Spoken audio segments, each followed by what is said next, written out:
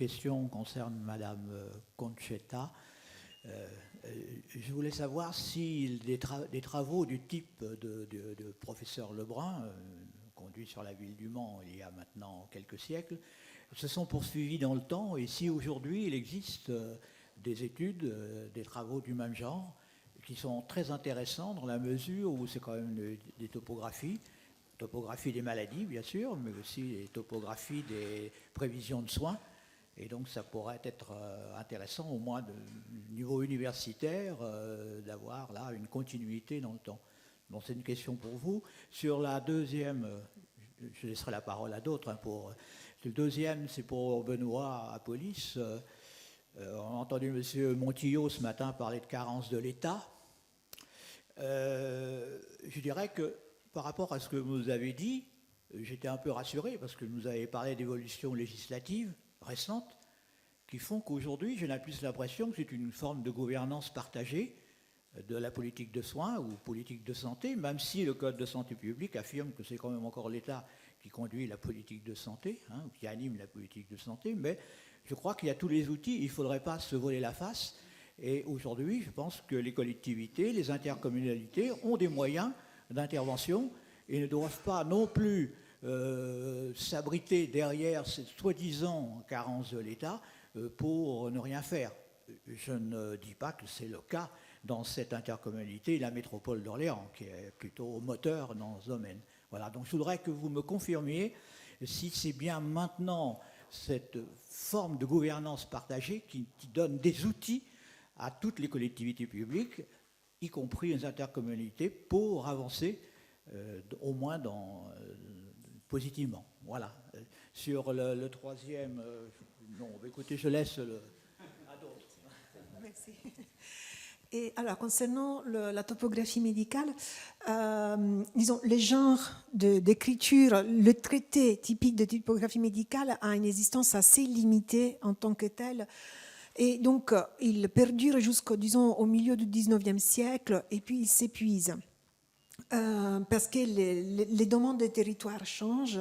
Et en effet, aujourd'hui, on étudie ces traités, surtout du point de vue historique, avec parfois des regards de déterminisme médical, parce qu'on associe un territoire à une maladie, un comportement. En réalité, les études, si on va du point de vue médical, vraiment d'études de la matière médicale, sont très intéressantes, comme vous le dites.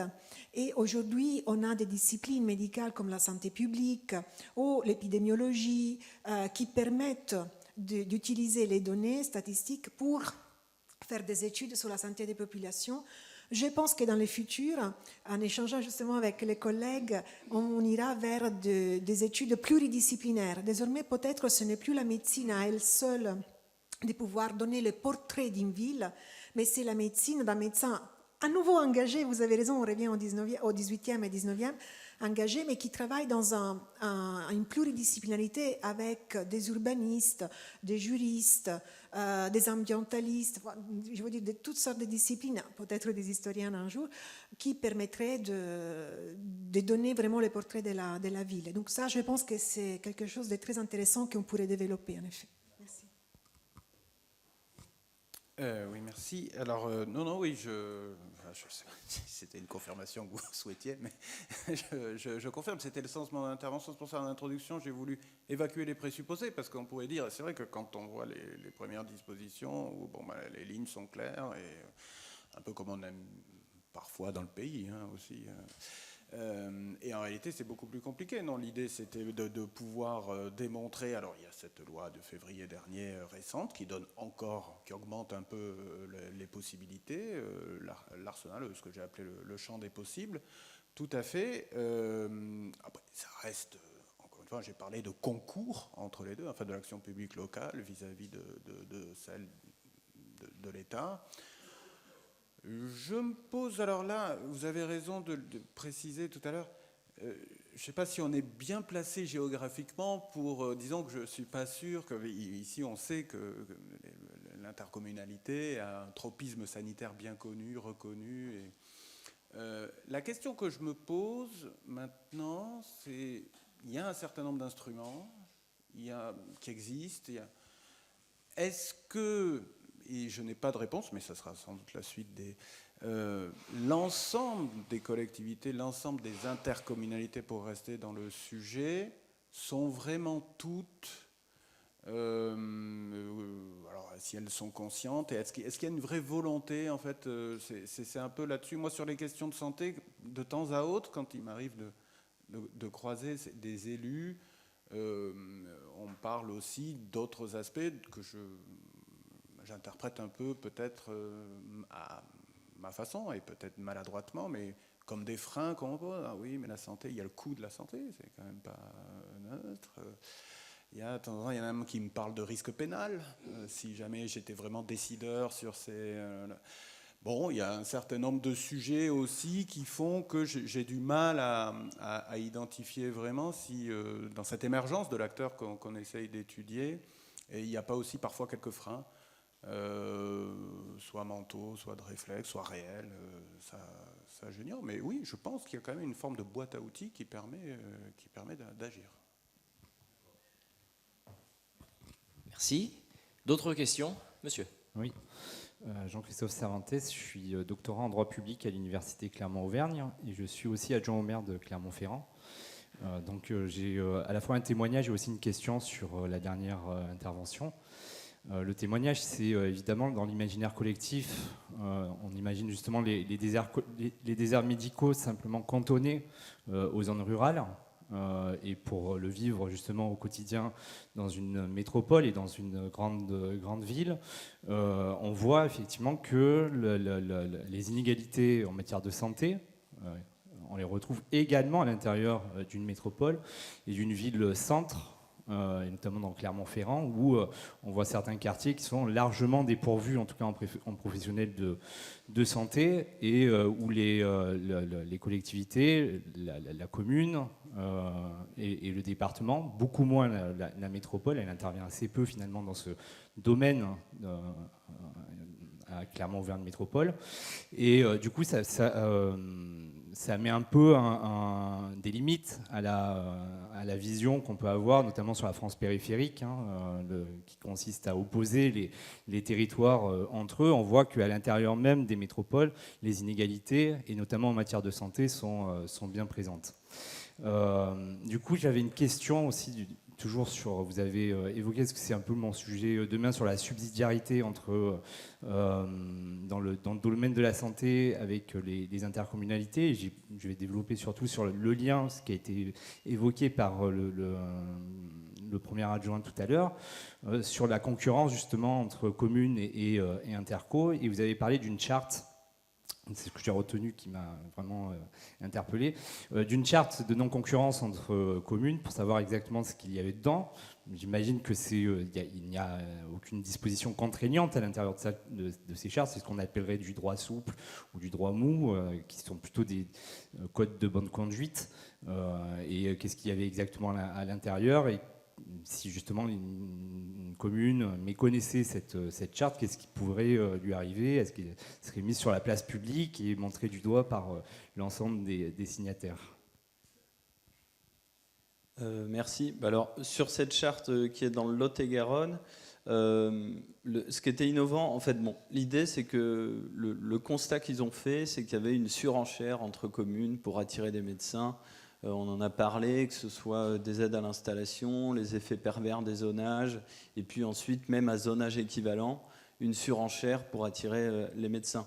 Là, l'idée de cette charte, et ce qui est assez innovant, c'est qu'ils s'étaient mis toutes les communes d'accord du département pour faire en sorte d'offrir les mêmes incitations financières aux médecins.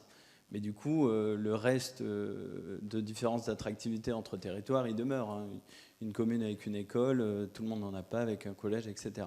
Mais l'idée, c'était vraiment de mettre à plat toutes les communes au même niveau sur ces incitations.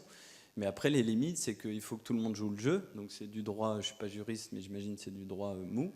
Et aussi les départements alentours, etc. Parce que voilà. Donc c'est l'idée, mais c'était novateur. Je trouvais que c'était assez intéressant comme réflexion, mais ça doit être national, ça ne doit pas être local, quoi. Pour que ça marche. Merci beaucoup. Une dernière question, monsieur.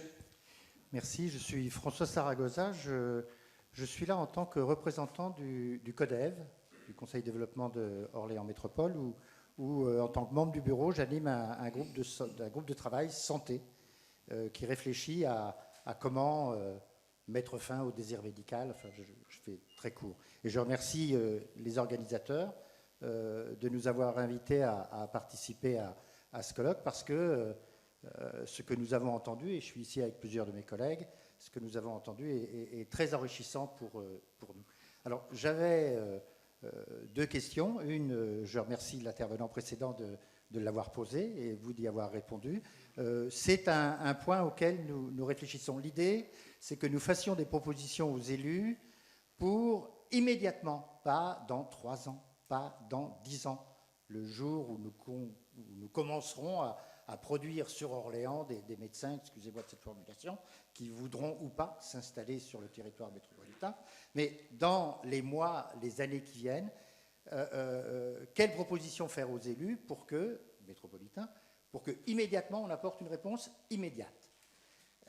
C'est une question qui nous préoccupe. Alors il y a cette charte de bonne conduite, on y a pensé, on y réfléchit depuis 1 an, on a accueilli beaucoup on a fait beaucoup d'auditions, des gens qui nous ont beaucoup appris. Nous ne sommes pas des spécialistes des problèmes de la santé, ni des problèmes des intercommunalités. Nous sommes ce qu'on appelle la société civile. Je voudrais, mais c'est une question qui ne s'adresse pas uniquement aux intervenants qui sont ici, mais à ceux que nous entendrons cet après-midi et demain, poser une question très simple. En un mot, 2 mots. Que faire? Que faire pour que, immédiatement, dans le cadre actuel des compétences de la métropole, à Orléans Métropole, la santé, c'est une compétence facultative un petit peu ouverte. Il y a eu plusieurs tentatives, et je remercie Pierre Alaurent d'y avoir beaucoup travaillé, hein, et aussi certains élus d'y avoir travaillé. Il y a ce côté concurrence entre collectivités territoriales, les communes, et entre elles, qui nous exaspère. Et à ce point de mon intervention, je voudrais signaler une information, et je l'ai signalé à Florent Montillot, que je connais bien. Son information n'était pas bonne en ce qui concerne Ingré. Le médecin qui vient de s'installer à Ingré s'installe en tant que médecin libéral et il n'a pas été aspiré par la collectivité territoriale pour être un salarié. Il est vrai qu'il est installé dans le même immeuble où est installé déjà un médecin libéral et déjà 2 médecins salariés de la collectivité territoriale. Donc, je pense que l'information, il l'a reconnue. Il détenait l'information de M. On. Je suis un ancien étudiant de la fac de droit. J'ai fait 1 an d'école de journalisme et quand on donne une information, on vérifie la source et il a reconnu ne pas avoir vérifié la source. Je lui ai permis de lui dire que la source était le maire d'Ingré. Merci. En tout cas, merci beaucoup. Merci à vous. Qui veut répondre à la question que faire?